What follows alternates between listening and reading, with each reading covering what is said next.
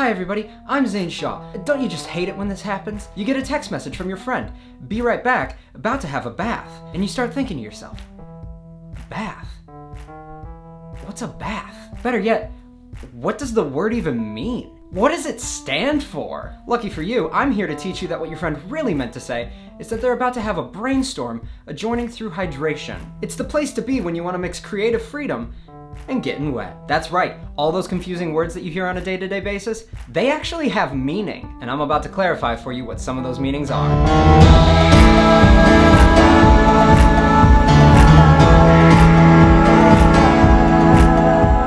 It's morning. You wake up, as one does, but you feel a sudden sensation overwhelm you. I really have to pee. Pee?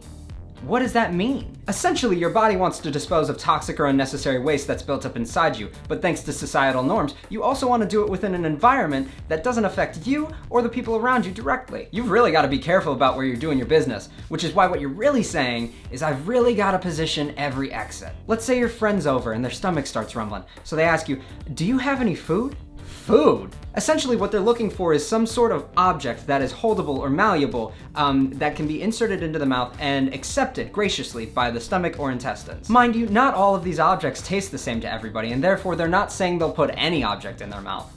What they're really asking you is, do you have any findings otherwise optionally devourable? Of course, then if they eat, they're gonna get thirsty, and then they're gonna wanna put liquid stuff in their stomach too, which is gonna prompt the question, do you have a cup? What they're looking for is something that's a lot like when you do this with your hands, except it's made for this, and it's also not your hands, it's held in your hands. What they're really asking is, do you have a carrier used for potation? Let me give you some harder ones that you hear throughout the day. I'm heading to the gym to work out. What they're really trying to say is, I'm heading to the garage for your muscles to widen out rusty knots over undefined time. Here's another confusing sentence I hear all the time. I work at my job. This one's confusing because it has a double meaning. In a good scenario, it means I wring out rational kinks at my jolly organized business.